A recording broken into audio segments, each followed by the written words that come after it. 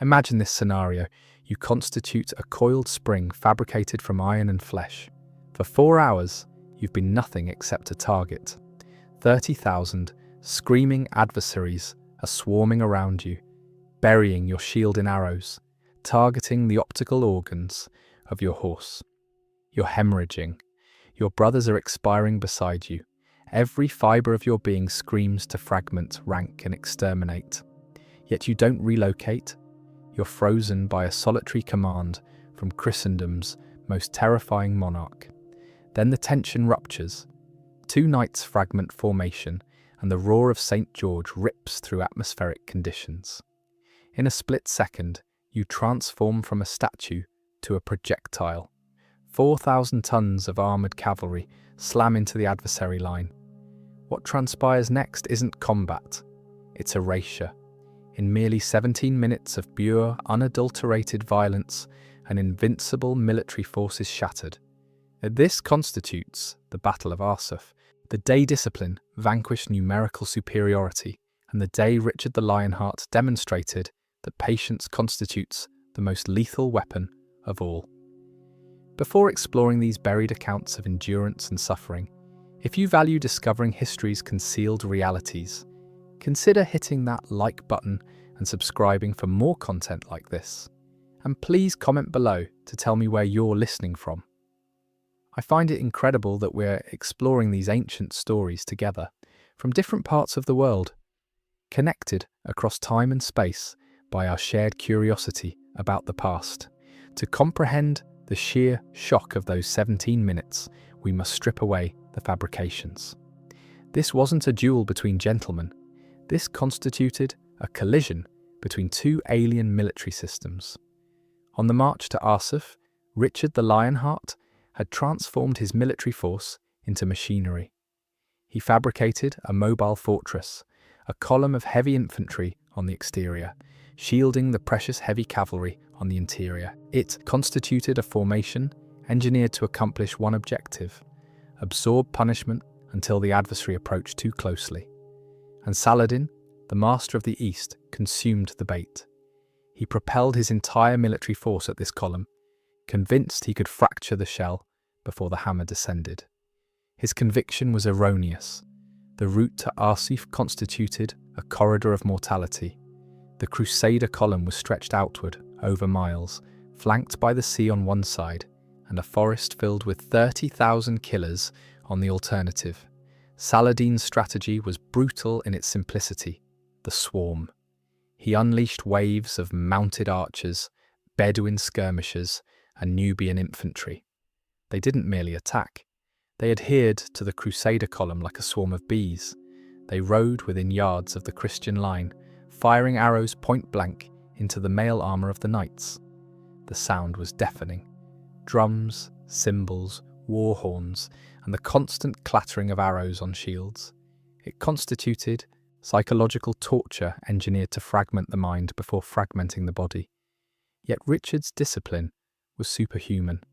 He rode the line constantly, a giant of a man shouting commands to hold, to wait, to continue marching. He recognized that Saladin desired them to charge. If the Crusaders charged prematurely, they would be scattered in the desert and exterminated one by one. So they walked. They walked through the arrow storm.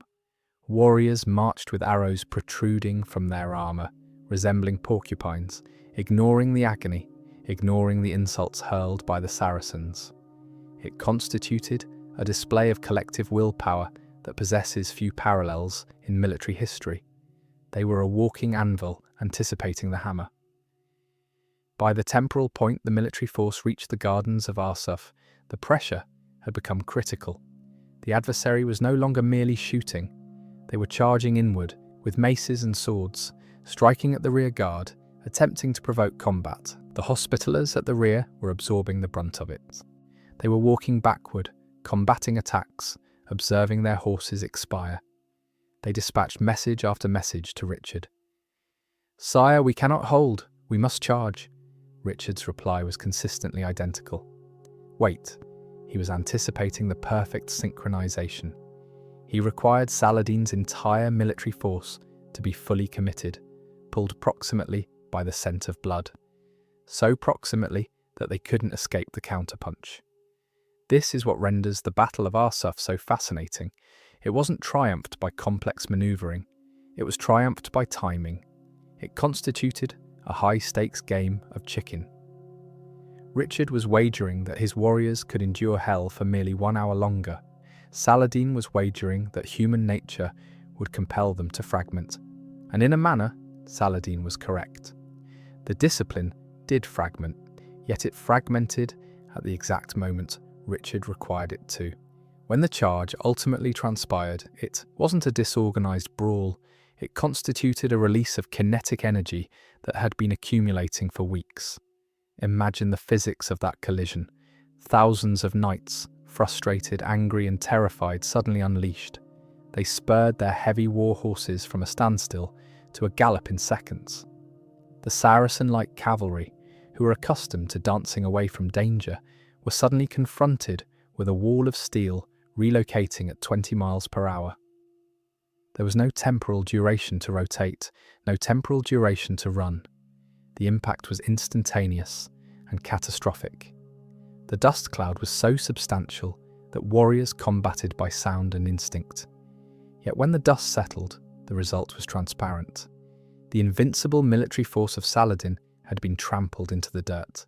Arsuf teaches us a brutal instruction concerning warfare.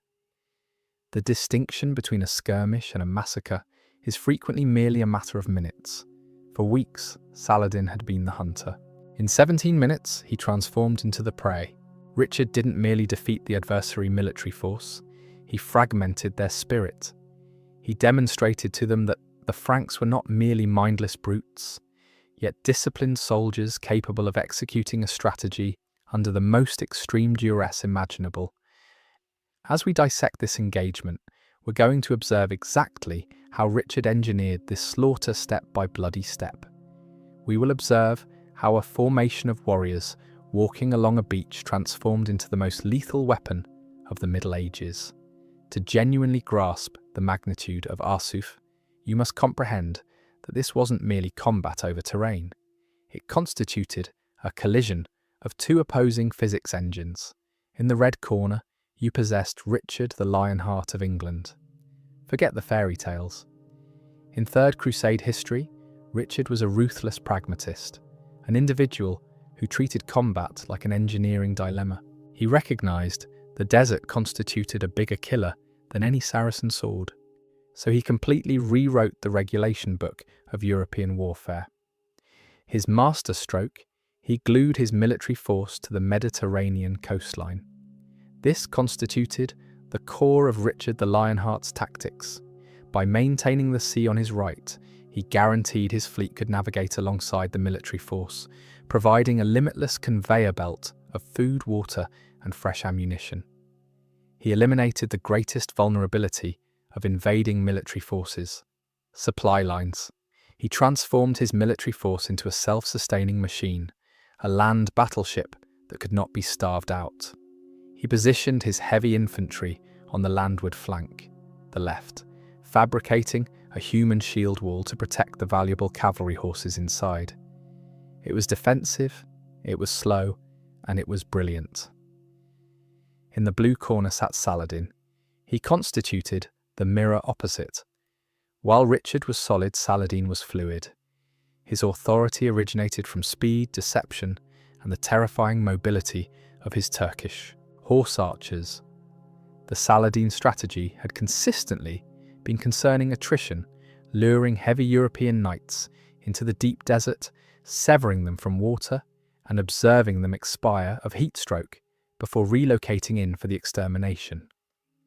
That's how he annihilated the kingdom of Jerusalem at Hattin 4 years earlier. Yet at Arsuf, Saladin was panicking. Why? Because Richard wouldn't participate in the game. Richard refused to be lured inland. He merely continued marching southward, day after day, consuming miles toward the port of Jaffa. If Richard captured Jaffa, the route to Jerusalem would be extensively accessible. Saladin comprehended his hit-and-run tactics were bouncing off Richard's discipline like pebbles off a tank. He required smashing the tank. He required a full-scale engagement to shatter this iron wall before it transformed into unstoppable. The geography compelled his hand. Near the forest of Arsuf, the coastal plain narrows. The dense woods press directly up. Against the sea, fabricating a natural choke point, Saladin gazed at this bottleneck and observed his opportunity. He could conceal his massive military force, 30,000 strong, in the tree line, merely a few hundred yards from where Richard's column was obligated to pass. The setup constituted a classic military nightmare. Saladin would utilize the forest to mask his numerical superiority, permitting his troops to swarm outward at point-blank range, neutralizing the range advantage of the crusader crossbows. He would hammer the rear of the column, attempting to separate the tail from the head. It constituted a divide-and-conquer strategy on a massive scale. For the combatants on the terrain, the tension was absolute. Richard's warriors recognized they were walking into an ambush. They could smell the adversary campfires. They could perceive the drums beating in the woods, a psychological weapon utilized to disorient and terrify. Nevertheless, they continued walking. This wasn't blind obedience. It constituted calculated trust.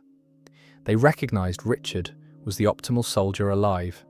They recognized he possessed a strategy. Yet they also recognized that one erroneous maneuver, one gap in the shield wall, and the flow of Saladin's military force would rush inward and drown them all. The board was established. Richard was the immovable object. Saladin was the irresistible force. And at Arsuf, something was obligated to fragment. The formation Richard deployed on the morning of September 7th wasn't merely a military tactic. It constituted a feat of human engineering. In Third Crusade history, military forces were typically unwieldy mobs. Yet Richard constructed machinery. He divided his force into 12 squadrons into a strict hierarchy. At the very front, the vanguard, he positioned the Knights Templar.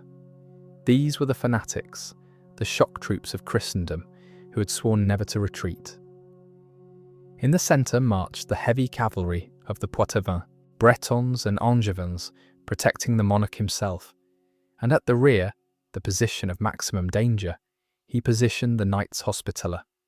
Yet the genius wasn't in the sequence of the knights. It was in the shield that covered them. Richard recognized that medieval heavy cavalry possessed an Achilles heel. Their horses. A knight on foot constitutes a tank. A knight on a deceased horse constitutes a slow-moving target. So Richard wrapped his precious cavalry in a substantial blanket of infantry. On the left flank, confronting the desert, marched a solid wall of foot soldiers. The front rank knelt with spears rooted in the terrain, fabricating a hedgehog of steel to halt any charges. The second rank stood behind them with crossbows, prepared to return fire.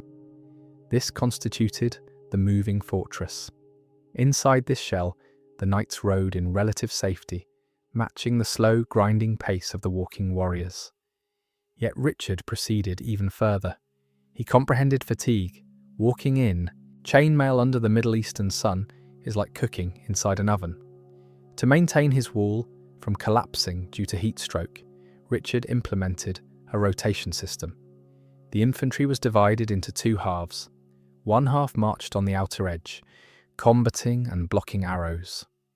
The alternative half marched closer to the sea, transporting the baggage and resting in the shade of the cavalry. Every few hours, they would swap. This simple logistical trick permitted the military force to maintain a level of discipline that Saladin discovered terrifying. They merely wouldn't terminate. As they passed the gardens of Arsuf, the harassment commenced in earnest. Saladin's strategy shifted from observation to provocation. Bedouin skirmishers raced up to the crusader line, howling insults, propelling javelins, and exposing their backsides to the Christians, begging them to fragment formation and chase. It constituted a seductive trap. For a medieval knight, honour constituted everything. To be insulted by an infidel without responding constituted a stain on his soul. Yet Richard's orders were ironclad. No one charges until the trumpet sounds. The discipline was suffocating.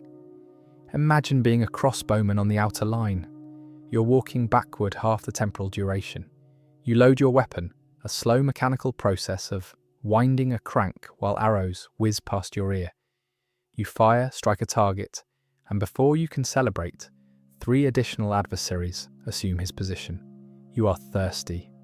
Your optical organs are stinging with perspiration, and the exclusive thing maintaining you alive is the shield of the warrior next to you. If he fragments, you expire. If you fragment, the horses expire. And if the horses expire, the crusade terminates. This constituted the March of Mortality. It was a pressure cooker engineered to observe who would fracture initially. Richard was banking on the professionalism of his mercenaries and the fanaticism of the military orders. Saladin was banking on the thermal conditions and the human impulse for violence. As the woods of Arsuf thickened on the left, the Saracen attacks grew bolder. They weren't merely skirmishing presently. They were testing the structural integrity of the wall.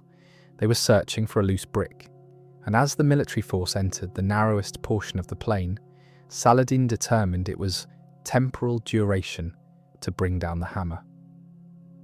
At mid-morning, the tension ultimately snapped. Saladin issued the signal, and the forest of Arsuf erupted. This wasn't a wave, it constituted a flood. Out of the trees poured 30,000 warriors, a chaotic, terrifying mixture of Bedouin lancers, Nubian infantry, with red headbands and iron clubs, and the deadly Turkish mounted archers. Yet the initial thing that struck the Crusaders wasn't steel, it was sound. Saladin was a master of psychological warfare. He recognized that fear paralyzed warriors faster than wounds. He commanded his musicians to perform continuously. Thousands of cymbals clashed. Drums thundered like a heartbeat gone erroneous, and brass trumpets screamed over the battlefield. The chroniclers declare the noise was so substantial that one could not have perceived God's own thunder. It was engineered to drown out Richard's commands, to isolate every soldier in a bubble of confusion, rendering them to feel alone in a sea of adversaries. Then arrived the arrows. The Saracen archers didn't target for the gaps in the armour. They targeted for volume. They utilised composite bows fabricated of horn and sinew, capable of firing rapidly from horseback.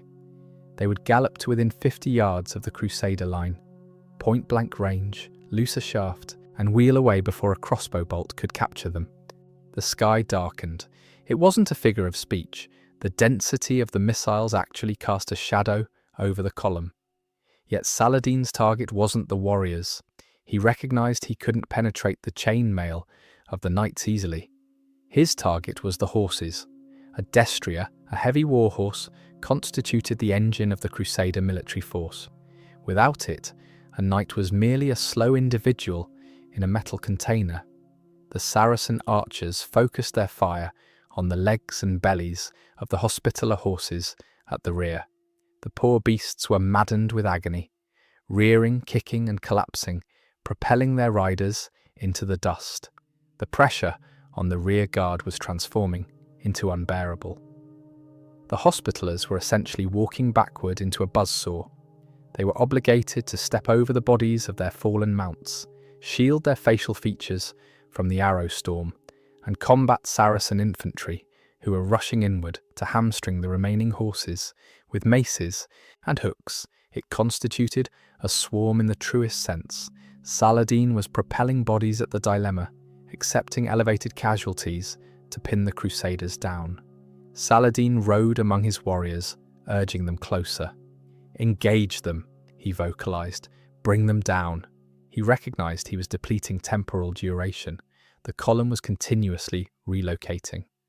The moving fortress was battered, hemorrhaging, and resembling a giant porcupine. Yet it was continuously relocating. He required halting them.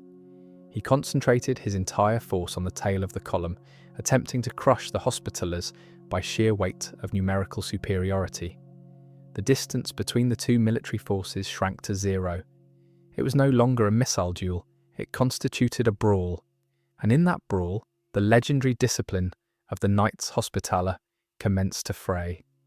To comprehend the explosion that was about to transpire, we must zoom inward on one individual, Garnier de Nablus, the Grand Master of the Hospitiers. He was commanding the rear guard, the section of the military force that Saladin had determined to target for annihilation.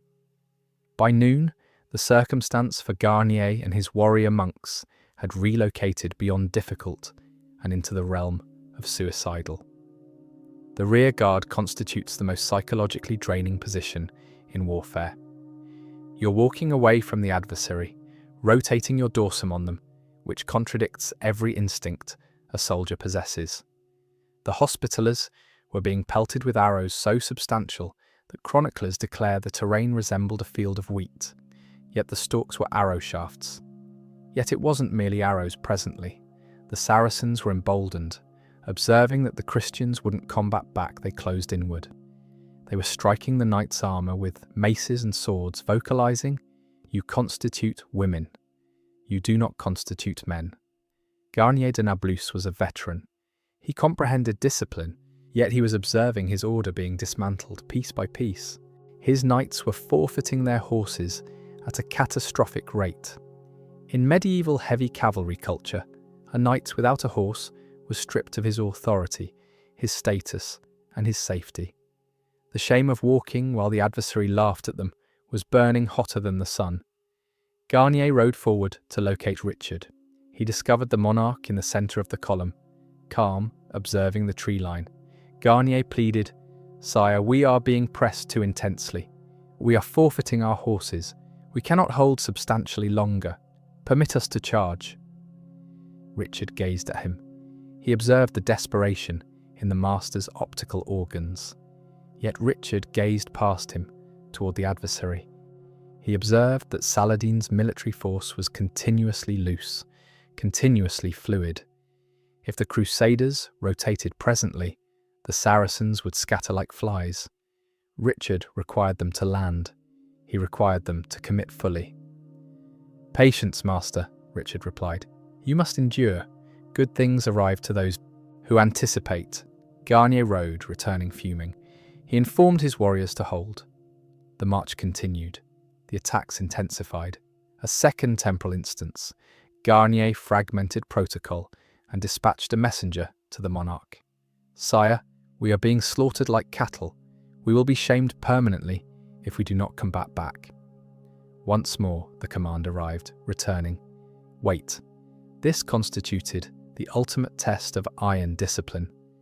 Richard was requesting his warriors to commit suicide by inaction. He was gambling that the spring of their rage wouldn't snap before he released the latch. Yet the physics of the battlefield were transforming. Saladin, sensing hemoglobin, had committed his reserves. The swarm was presently so dense that the Saracens were practically contacting the tails of the crusader horses. The gap between the military forces had vanished. Returning to the rear guard, the atmosphere was electric. The knights were hyperventilating, their hands trembling, not from fear, yet from the adrenaline of suppressed violence. They were gripping their lances so intensely, their knuckles were white. They were muttering prayers that sounded more like curses. The pressure had reached the critical limit. Garnier de Nablus gazed at his warriors, then at the adversary swarming merely yards away. He comprehended that if they didn't charge presently, they would be overrun and massacred where they stood. The chain of command was about to be fragmented by the chain of survival. Richard up at the front likely sensed it too. He was preparing the signal. He desired to anticipate until the entire military force could rotate in unison, a maneuver that would present a solid wall of steel to the adversary. Yet history doesn't consistently anticipate the perfect signal. Sometimes history is fabricated because one individual in one moment determines he has possessed enough. It transpired in a heartbeat.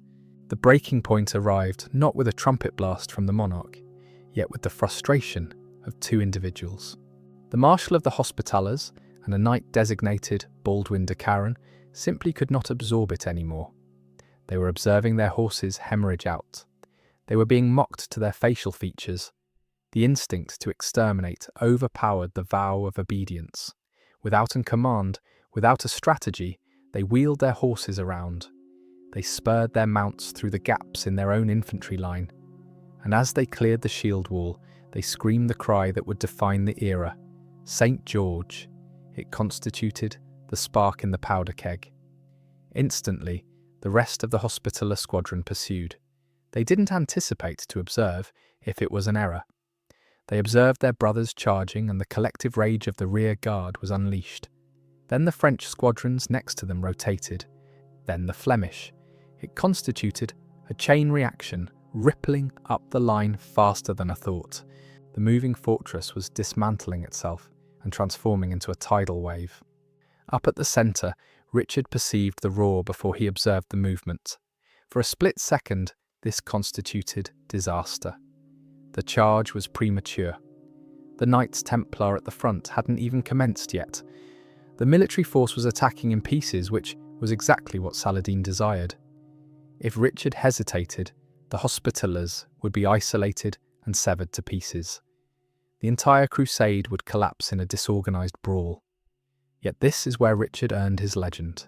He didn't attempt to halt the tide, he rode it. He comprehended instantly that the strategy was obligated to transform. He vocalized to his trumpeters to sound the general attack. The signal blasted outward, confirming what the warriors were already executing. This wasn't insubordination presently. It constituted total warfare. The transformation was terrifying to behold. One moment, the Crusaders were a sluggish column of dusty passive targets. In the subsequent, the infantry ranks split open like curtains. Through the gaps poured thousands of armoured knights. They lowered their lances, 12 feet of solid ashwood tipped with steel. They locked their shields and they accelerated. For the Saracens, the world rotated upside down. They had been crowding the Christians, poking at them, convinced they were too afraid or too exhausted to combat. They were practically standing on top of the Crusader line. When the charge commenced, the Saracens possessed zero reaction temporal duration. They were captured flat-footed. Their horses were at a standstill or relocating slowly. You cannot accelerate a light horse sufficiently rapidly to escape a heavy charger that is already at a gallop. The atmospheric conditions filled with the thunder of hooves. The dust cloud kicked up by the charge was so substantial it blotted out the sun. Yet through the dust the Saracens observed the one thing they feared most, the wall of steel. The Knights Templar at the front, the Poitevins in the centre, and the Hospitallers at the rear all struck the adversary line almost simultaneously. The discipline of the march had been replaced by the discipline of the charge, and for Saladin's military force the trap they conceptualized, they were establishing, had merely snapped shut on their own necks. The collision of the Crusader military force with the Saracen line was not combat in the traditional sense. It constituted a physics equation resolving itself in the most brutal manner possible. To comprehend the 17-minute massacre, you must comprehend the sheer kinetic energy involved. A fully armoured knight on a destrier warhorse weighed nearly 1,500 pounds, relocating at a gallop of 25 miles per hour. That is not a soldier, it constitutes a projectile. Presently multiply that by 4,000. When that wall of steel struck the stationary light-armoured Saracens, the result was catastrophic. Modern biomechanics experts calculate that the force of a lance impact at that velocity is equivalent to being struck by a small truck. The front ranks of Saladin's military force didn't merely expire, they were atomized. The chroniclers describe a sound that was louder than the drums, the sickening crunch of wood, shattering and bone-breaking. The medieval warfare tactics of the East relied on space to absorb shock. Yet Saladin had crowded his warriors so close to the Crusaders that no space remained. The Saracen archers, who seconds ago were the hunters, were presently trapped. They were trampled under iron-shod hooves before they could even extract their swords. Dust transformed into the third participant on the battlefield.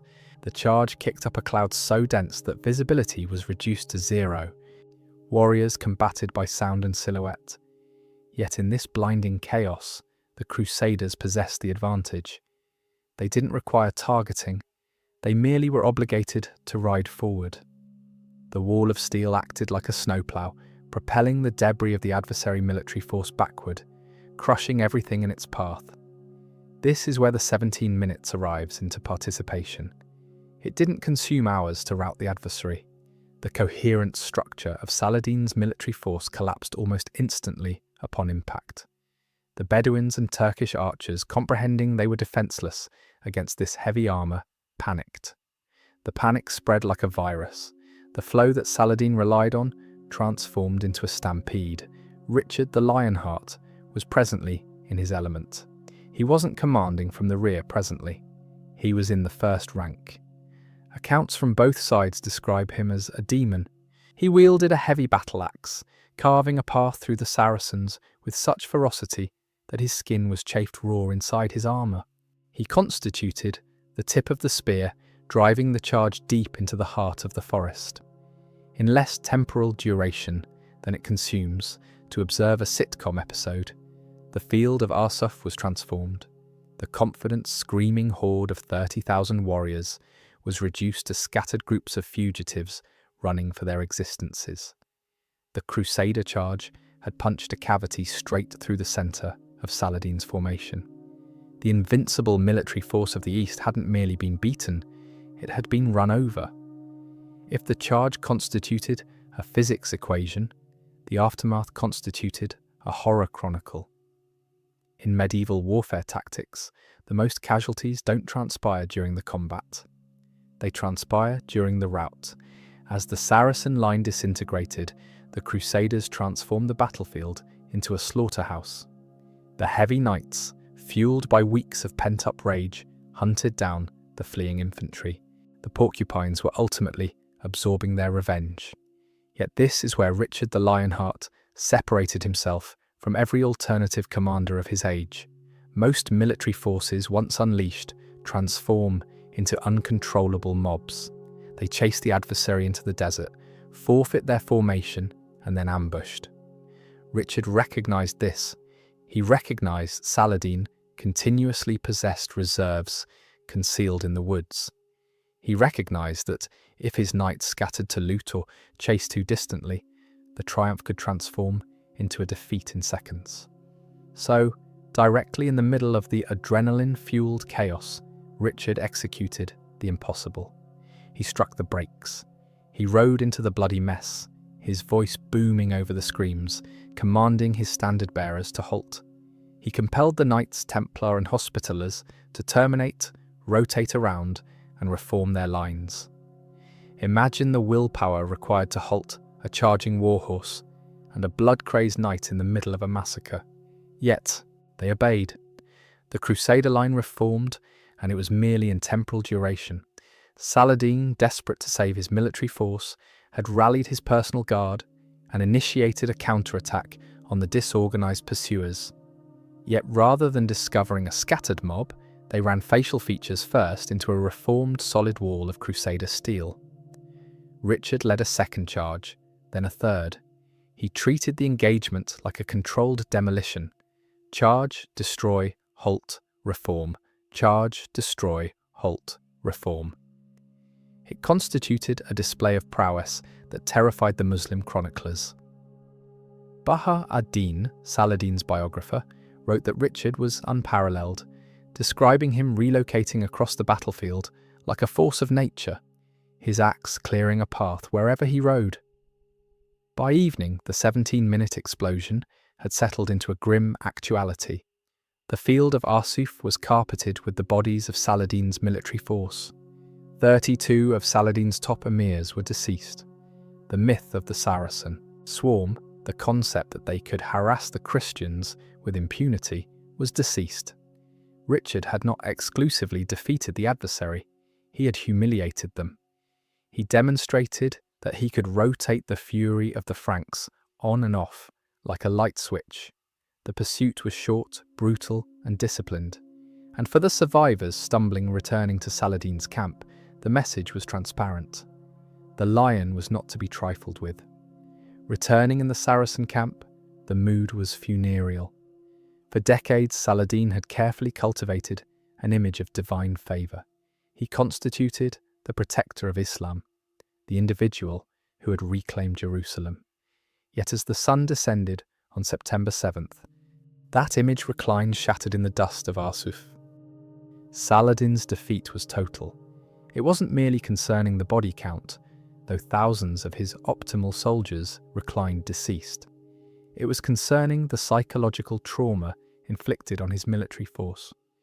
The chronicler Baha ad-Din records a scene of utter despair. Saladin sat in his tent declining to consume nutrition, tears streaming down his facial features. His emirs, the proud commanders of his cavalry, arrived to him in shame. When Saladin lashed outward, requesting how they could permit a smaller military force of infidels crush them, their answer was telling. They didn't fabricate excuses concerning the terrain or the meteorological conditions. They vocalized of the iron wall. They informed Saladin that the Frankish knights were not individuals, yet walls of iron that could not be fragmented. They described the arrows striking the crusaders and falling harmlessly away like water off a stone. This constitutes a crucial moment in Third Crusade history. It marks the point where the Muslim world comprehended that they could not defeat the European heavy cavalry in a head-on collision. The technological gap in armour was simply too extensive to bridge with bravery alone. The strategic consequences were immediate. Saladin comprehended that if he combated Richard in the open once more, he would forfeit his entire empire. He abandoned his strategy to defend the coast. He commanded the dismantling of the fortifications at Ascalon, a metropolitan area he recognized he couldn't hold against Richard's siege engines. It constituted a scorched earth policy born of fear. For Richard, Arsuf constituted the validation of his tyrannical discipline. He had demonstrated that a Western military force, if properly controlled, could walk through the fire of the East and emerge unscathed. Yet for Saladin, Arsuf constituted a wake-up call. The 17-minute massacre had instructed him that the Lionheart was not merely another barbarian monarch. He constituted a lethal intellect wrapped in steel. The combat would continue, yet the dynamic had shifted permanently. Saladin would never once more dare to encounter Richard in the open field. The lion had roared and the fox had acquired to run. In the termination, the Battle of Arsuf wasn't determined by who possessed the sharper swords or the faster horses. It was determined by who could hold their breath the longest.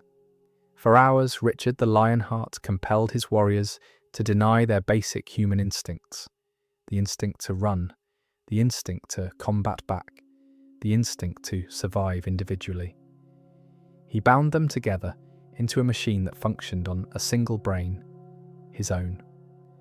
The 17-minute massacre constitutes a brutal reminder that in warfare, and potentially in existence, timing constitutes everything. Saladin was a genius, yet at Arsuf he was impatient. He mistook Richard's caution for fear. He mistook the moving fortress for a slow target, and he remitted for it with the flower of his military force. While Richard never did retake Jerusalem, politics and illness would ultimately compel him homeward. Arsuf saved the Third Crusade from total catastrophe. It purchased the Christian kingdom another 100 years of existence in the Holy Land. Yet more significantly, it cemented a legacy that would persist for centuries. It demonstrated that numerical superiority signifies nothing without discipline. It demonstrated that a military force of lions led by a sheep will consistently forfeit to a military force of sheep led by a lion. Yet at Arsuf, the Crusaders possessed the terrifying advantage of being a military force of lions led by a lion. So the subsequent temporal instance you perceive the designation Richard the Lionheart. Don't merely envision a brave knight charging into glory. Envision the individual who walked through hell for hours, attending to the screams of his expiring horses, returning the tide of rage until the clock struck the perfect second. Envision the discipline behind the fury, because that constitutes the genuine facial features of triumph. If you found this exploration of medieval combat psychology and physics compelling, smash that subscribe button like the Templars smashed the Saracen line. Drop a comment below. Do you think Richard should have pushed on to Jerusalem after this victory, or was his caution justified? I read every comment, and I'd love to hear your thoughts. Thanks for watching, and I'll see you in the next one.